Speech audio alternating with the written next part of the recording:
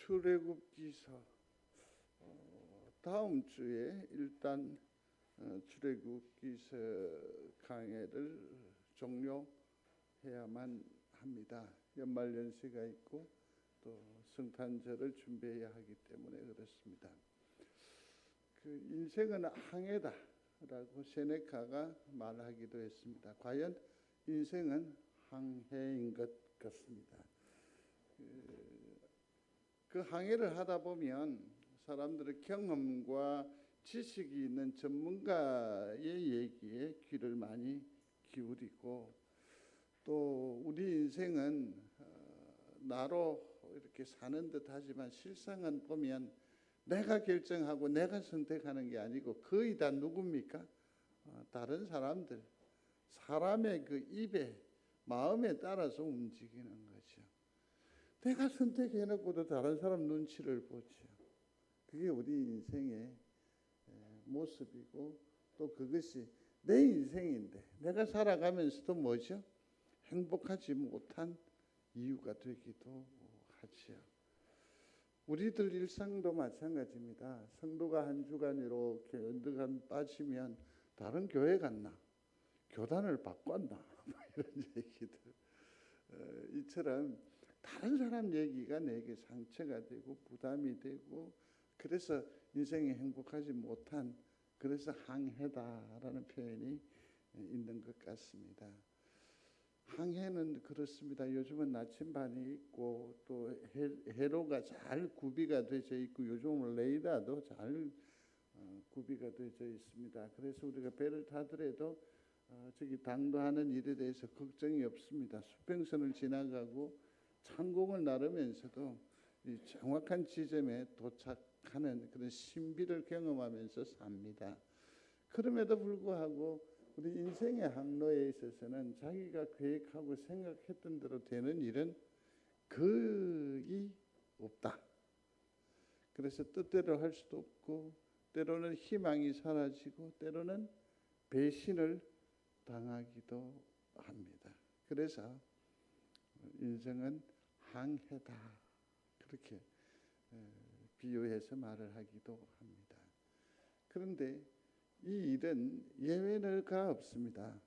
예수를 믿는 사람이든 안 믿는 사람이든, 예수를 보다 잘 믿는 사람이든 덜 믿는 사람이든, 이 고난은, 이 고통은, 이 풍랑은 누구나 할 것 없이 다 삶의 자락에 임하여 온다라는 것 아닙니까?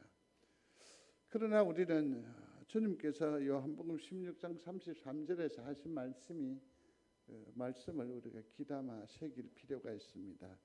너희로 내 안에서 평안을 누리게 하려 함이라. 세상에서는 너희가 환난을 당하나 담대하라. 내가 세상을 이기었노라. 아멘. 누구나 다 이처럼 항해를 합니다. 어려움을 겪습니다. 이 항해는 결코 낭만적이지 않습니다. 우리 인생 또한 낭만적이지를 않습니다. 그럼에도 불구하고 주님께서 그것을 인정하십니다. 그럼 인정한다. 그러나 주님께서 우리에게 보장을 해 주시지 않습니까? 그 끝이 뭡니까? 평안을 누리게 하려 합니다. 이렇게 우리가 숱한 어려움과 질곡을, 이렇게 풍랑을 겪으면서도 결국에는 하나님께서 우리에게 뭘 주시겠다? 평안을 주시겠다. 그러니 이 말씀을 붙잡고 오늘도 우리는 더욱더 힘을 내어서 우리의 삶을 경영해 나아갈 수 있게 되기를 바라는 겁니다. 이게 엄청난 큰 위로요, 또 평안의 동기가 되기도 합니다. 사도 바울이 이제 로마로 향하여 가고 있습니다.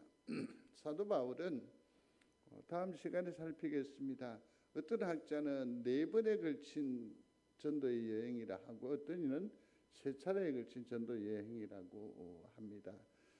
일반적으로는 한 3차례 정도 얘기를 하고, 이 마지막 3번째가 바로 로마로 향하여 나아가는, 성경 밖의 사람들은 이 일을 두고서 그다지 주목하지 않습니다. 그러나 왜냐하면 그가 죄인이었고 끌려가고 그다음에 죽으러 가는 그 길을 두고서 어떻게 여행이라고 할 수 있으며 전도의 그 사명자의 길이라 할 수 있겠느냐.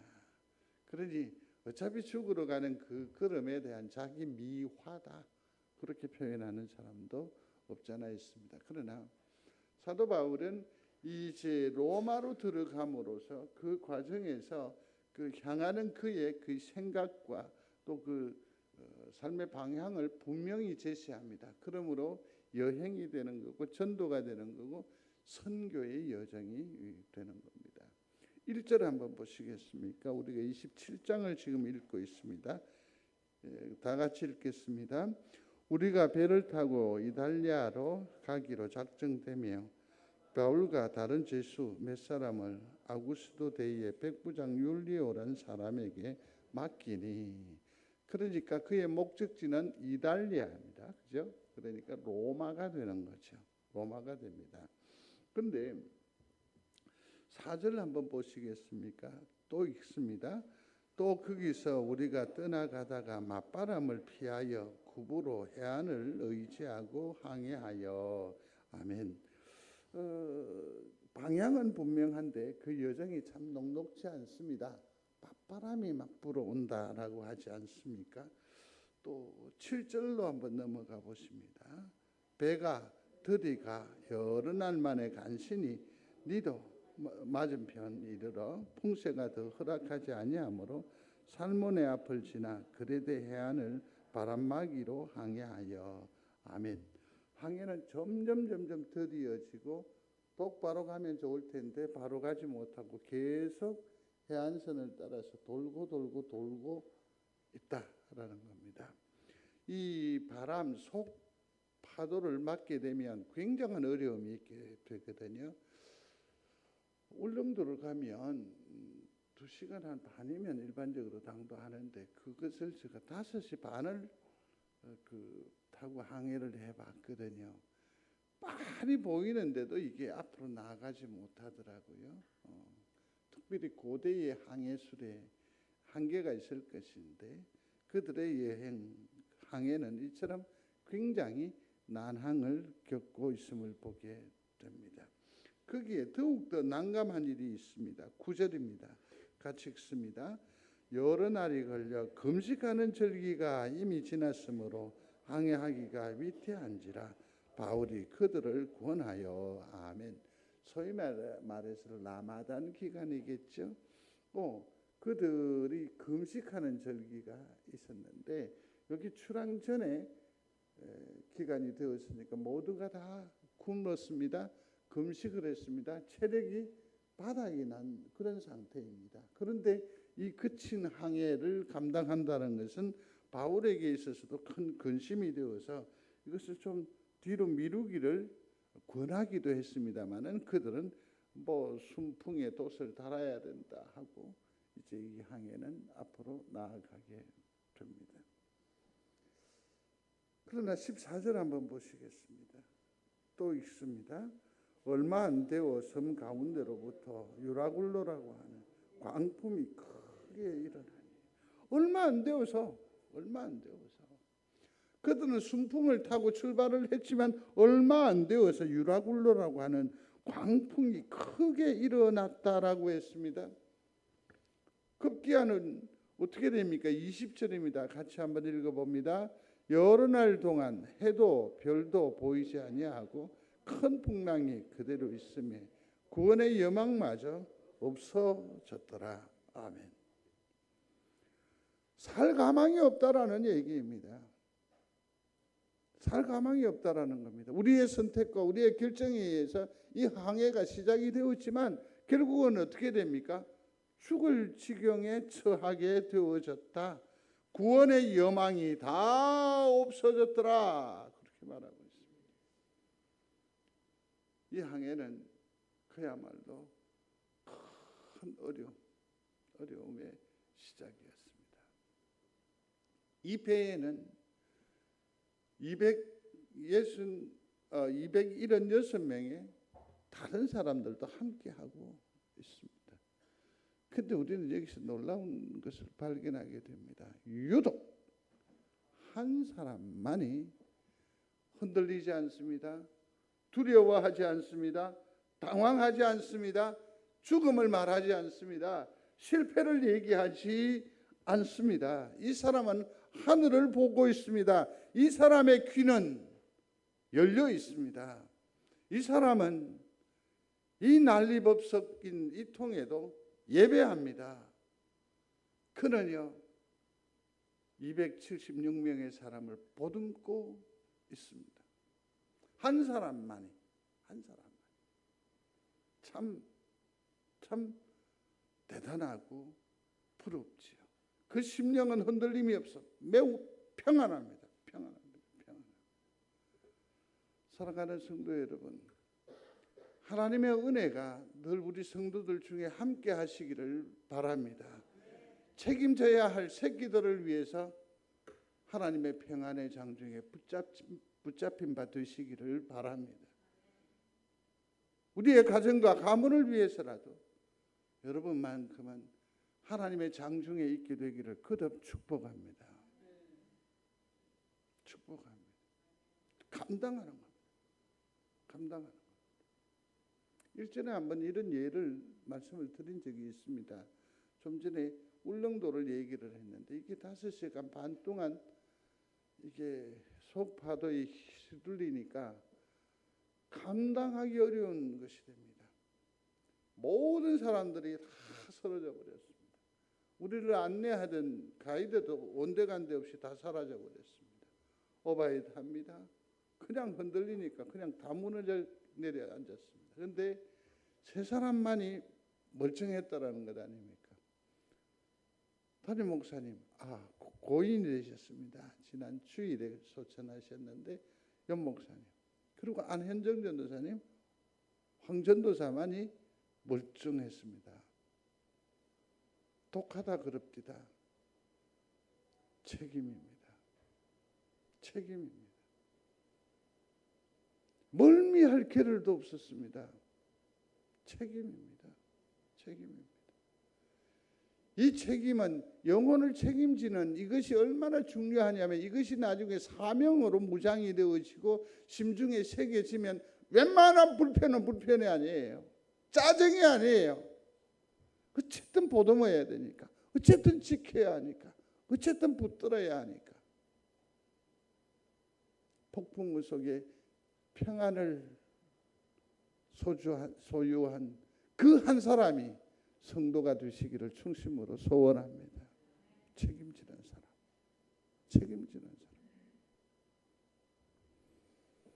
이 한 사람이 정말 소중하지요. 그러면 이 사도 바울 이 한 사람이 가졌던 그 심령의 평안의 비밀이 있을 거라고요. 그게 뭘까? 우리가 한번 그 심사를 한번 들여다보기를 원합니다.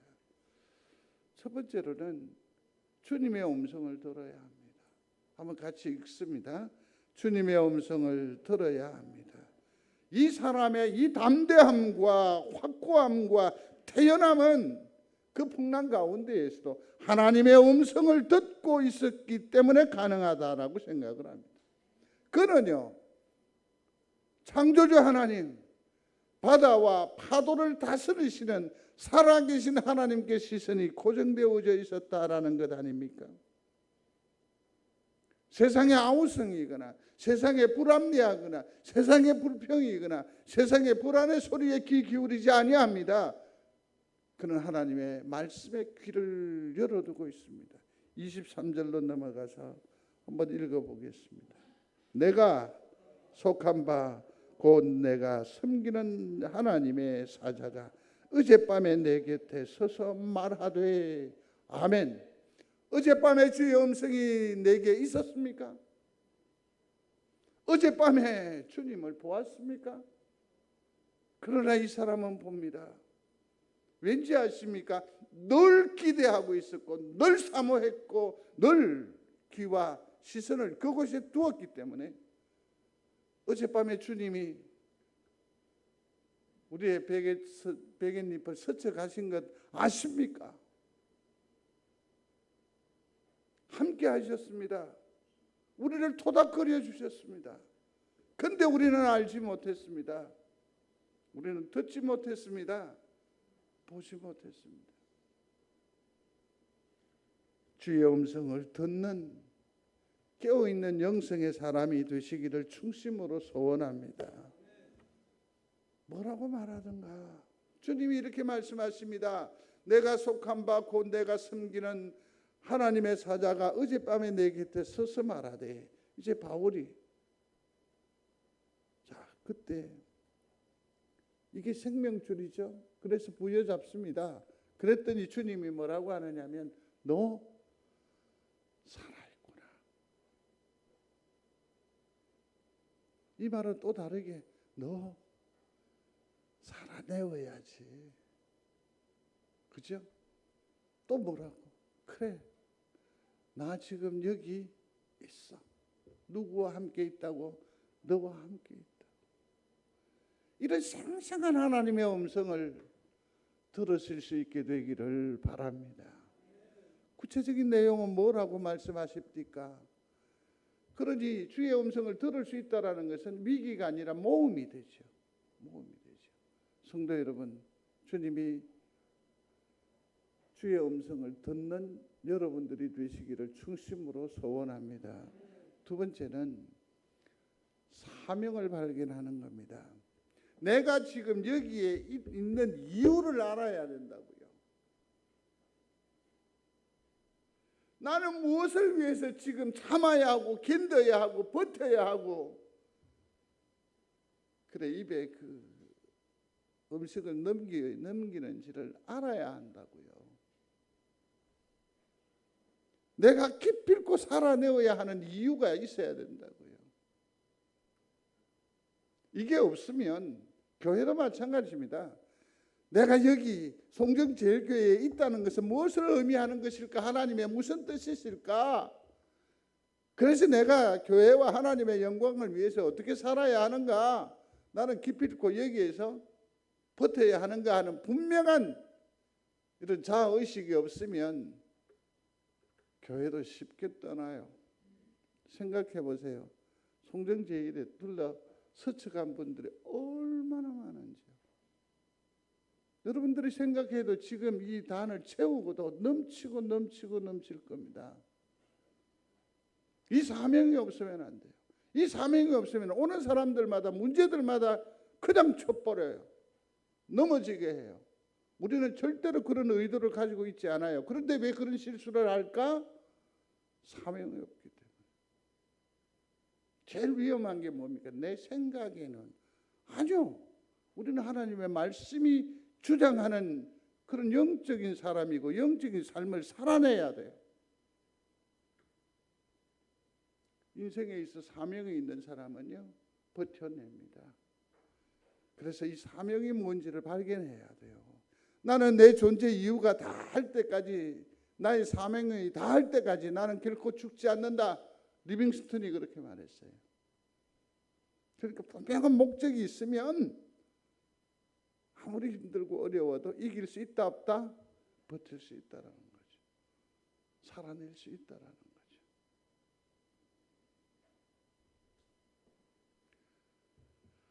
하나님 말씀하세요.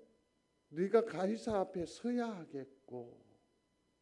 생각해 보십시오. 지금 배가 다 깨어지잖아요. 좀 더 구체적으로 안에 들어가서 여러분들이 27장을 묵상해 보시면 무역선이에요. 그들에게 있어 가장 소중한 게 뭘까요? 이 물건이에요. 전부 배 밖으로 다 집어던져요. 그만큼 화급해요. 오죽했으면 배의 기구, 기물까지도 다 바다에 던져놓는 거죠. 버텨낼 재간이 없어요. 절체절명의 위기예요. 근데 사도 바울에게 하나님 말씀하시는 소리가 뭡니까? 네가 가이사 앞에 서야 하겠고. 가이사는 물 밖에 있어요? 육지에 있어요? 먼 곳에 있어요. 나는 여기에 있어. 근데 주님이 가이사 앞에 서야 하겠고. 이 말은 뭘 말합니까? 너는 죽지 않는다. 하나님의 이 생생한 음성을 듣는 여러분들이 되시기를 바랍니다. 이게 이분의 사명이에요. 그리고 또 뭐죠? 뭐라고 하십니까? 너와 함께 행선하는 자를 다 네게 주겠다. 자 보세요. 지금은 풍랑 중에 있는데 내가 가이사 앞에 서요. 내 위치가 어디로 옮겨져요. 근데 여기에 붙어 있는 영혼이 있어. 몇 명? 276명이 같이 묻어 가. 담대하게 뭐라고 말합니까? 안심하라. 두려워하지 말라. 너희는 아무도 죽지 않을 것입니다. 다만 배만 이를 겁니다. 그리고 우리는 어딘가 파선하게 될 겁니다. 야, 대단하죠. 책임지는 거죠. 그래서 이게 바로 사명이에요. 생의 목적이에요. 인생의 사명을 다시 한 번 더 재조명해보는 발견하는 여러분들이 되시기를 바랍니다. 그러면 어찌든지 먹을 수 있습니다. 어찌든지 으쌰 운동할 수 있습니다. 어찌든지 버틸 수 있습니다. 어찌든지 다시 시작할 수 있습니다. 사명이 필요해요. 사명. 세 번째로는 평안의 비밀 세 번째입니다. 한번 읽어보겠습니다. 하나님을 신뢰하라. 다시요. 시작. 하나님을 신뢰하라. 여러분이 안심하라. 나는 내게 말씀하신 그대로 되리라고 하나님을 믿노라. 아멘. 믿노라. 누구를 믿는다고요? 하나님을 믿는다. 하나님께서 어젯밤에 내게 주셨던 그 말씀을 뭐합니까? 신뢰한다. 사랑하는 성도 여러분, 제가 요즘은 이제 설교 원고를 했다가 파기를 합니다. 오늘처럼 이렇게 뒷면이 비어 있으면 다음 주에 이 뒷면을 사용하고 이건 파기를 합니다. 왜? 컴퓨터에 저장이 되어 있으니까요. 그럼에도 불구하고 한 2, 3년 출력을 하지 않았습니다. 근데 제 원고가 지금은 11장인데 이게 쌓여 있습니다. 아마 일자로 쌓으면 여기까지 올라가고 또 한 2줄은 쌓여지겠죠. 지금 목양실이에요. 목양실이에요. 회람된 말씀인지 용서하십시오. 말씀이 중복되지 않도록 엄청 애를 썼습니다. 매번 설교할 때마다 원고를 안이 만들고 나온 적이 없습니다. 황 목사 깐깐합니다. 보기보다. 광고할 때 메모하지 않고 나와서 주저리 말하지 않았습니다. 당회를 하면서 단 한 번도 유인물 내지 않은 당회를 해본 적이 없습니다. 무슨 일을 하더라도 미리 말씀을 드렸고 미리 의논했고 한 번도 사사로이 교회 행정을 강단 사역을 하지 않았습니다. 아주 진지하게 했었습니다. 말씀의 홍수였습니다. 말씀이 우리 가운데 흘러 다 합니다. 여러분들 성경을 능숙하게 찾지는 못해도 그 얘기들은 다 압니다. 그런데 우리의 삶은 좀처럼 해서 개선되지 않습니다. 좀처럼 기쁨의 세월을 구가하지 못합니다. 한동안 유지했다가도 조그마한 돌뿌리에 그냥 넘어지고 자빠져 버립니다. 넘어지고 자빠진다는 표현이 조금 거북할 수 있습니다. 그러나 성경적 표현입니다. 넘어지고 자빠집니다. 왠지 아십니까? 말씀의 크기, 말씀의 양 이게 아닙니다. 하나님을 신뢰하지 못하기 때문입니다. 이 말은 뭡니까? 말씀을 말씀대로 믿지 못해요. 말씀에 홍수가 있음에도 갈급해요. 갈급하단 말이에요. 그 말씀이 내 삶에 적용되지 않으니까요. 갈급한 거예요.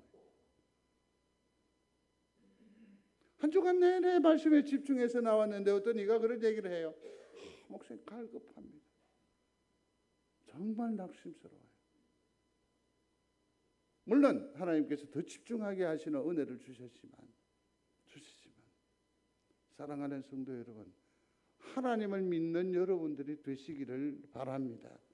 하나님의 그 방법, 하나님의 손에 든 것, 그것보다 훨씬 더 본질적인 하나님을 신뢰하는 여러분들이 되시기를 바랍니다. 내가 비록 풍랑 가운데 있을지 몰라도 우리는 담대할 수 있습니다. 흔들림을, 중심을 잡을 수 있습니다. 누군가 무언가를 책임질 수 있게 됩니다. 이 평안의 비밀을 기필코 소유하는 우리 성도들이 되시기를 바랍니다. 무엇이었습니까? 주의 음성을 듣는 성도가 되시기를 바랍니다. 내가 이 땅 위에 지금 무언가를 해야 할 사명을 발견하는 여러분이 되시기를 바랍니다. 세 번째는 뭐라고요? 하나님을 신뢰하는 겁니다. 하나님을 신뢰하는 겁니다. 이 일을 기억하기 위해서 성도 여러분, 오늘 날감위기 있었을 때에 풍랑 속에서 동그라미 1번 주의 음성을 듣기를 원합니다. 동그라미 2번 뭐라고요? 사명을 발견하기를 원합니다. 3번 하나님을 믿게 신뢰하게 하옵소서. 또 내일 또 확인하고 또 확인하고 또 확인하십시오. 이 세 가지 키워드는 오늘날 이 난해한 세상을 살아가는 데에 큰 능력이 되는 줄로 믿습니다. 사람들은 하나님의 말씀이 내게 다가오면 거부합니다. 싫어합니다. 사람의 관심도 싫어합니다. 그러나 그것이 얼마나 삭막한 나를 만들고 이 세상을 사막으로 만들어버리는지 아시는지요? 좋습니다. 출발하십시다. 하나님의 말씀을 곧이곧대로 받는 데서부터 출발하시자고요. 그런 은혜가 있게 되기를 중심으로 소원합니다. 지상명령 가운데 이렇게 말씀하셨습니다. 내가 너희에게 분부한 모든 것을 가르쳐 지키게 하라. 같이요.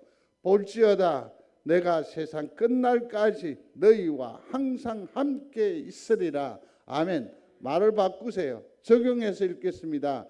내가 세상 끝날까지 나와 항상 함께 하시리라 약속하셨습니다.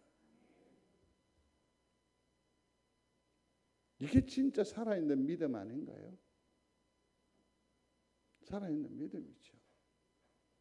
교회 안에서 어떤 역할, 어떤 뽐새 아무 소용없습니다. 아무 소용없습니다. 그게 뭐라고요?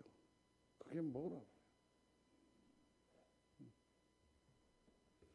마태복음 14장 27절에 풍랑을 똑같이 경험했어요. 그 상황에서 제자들이 얼마나 두려워 떨었습니까? 그저 베드로가 물에서 빠져 허적거리고 갈 그때인데 그때 주님이 말씀하셨습니다. 찾아오셨어요. 풍랑 가운데 찾아오셔서 안심하라 내니 두려워하지 말라. 이 음성이 들려질 줄로 믿습니다. 우리는 이러한 말씀으로 사는 것 아닙니까? 우리가 돈으로 삽니까? 우리가 명예로 삽니까? 우리가 뭐 어떤 큰 집 그거 아니잖아요. 우리는 무엇으로 삽니까? 하나님의 말씀, 하나님의 위로, 하나님의 방향, 하나님의 인도하심, 보호하심, 그것으로 우리가 사는 존재, 성도가 아닙니까? 성도가 아닙니까? 34절과 35절입니다. 같이 읽겠습니다. 34절과 35절 같이 읽습니다. 음식 먹기를 권하노니 이것이 너희의 구원을 위하는 것이요 너희 중 머리카락 하나도 잃을 자가 없으리라 하고 떡을 가져다가 모든 사람 앞에서 하나님께 축사하고 떼어 먹기를 시작하니 아멘. 이 와중에 음식 먹기를 권합니다. 그리고 구원을 말합니다. 그렇죠? 여기에서 뭡니까? 성찬 예식의 형식을 우리에게 제시하는 것 같아요. 그래서 이 와중에 무슨 성찬 예식이냐라고 생각할 수 있습니다. 그러나 그럼 조금 생각을 좀 축소해서 이 와중에도 뭐 하고 있다? 예배하고 있는 거죠. 사랑하는 성도 여러분, 예배가 얼마나 소중한지 아십니까? 물론 교회적 형편에서 생각해 볼 수 있습니다. 곰곰이 생각해 보세요. 이 예배에 내 하나가 동창을 만나버리고 결혼식에 자리 하나가 비어버리잖아요. 그랬을 때에 이 예배 전체의 그 분위기에 얼마나 많은 충격이 있다는 걸 여러분들이 아실 거예요. 여기서 두세 분만 빠져도 교회는 그냥 설렁해질 거예요. 그래서 사명감을 가지셔야 돼요. 다시 사명감을 가지시기로 작정하시면 예. 그럼요. 이게 얼마나 소중한데요. 뭐 해서 빠져버리고 국 끓는다고 중간에 나가버리면 제일 상처받는 사람, 주님은 마음 안 다치세요. 근데 황 목사는 마음 다친다. 얼굴 나가라.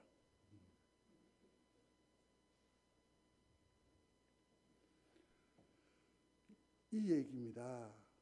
이러한 와중에 이 예배의 정신은 뭡니까?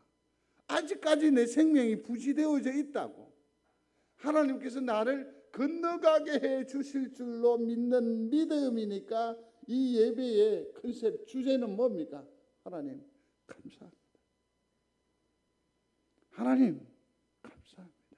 이게 예배가 돼야 돼요. 우리 예배는 하나님 앞에 감사하는 예배가 되어야 한다는 사실입니다. 한 주간 동안 지켜주셔서 감사합니다.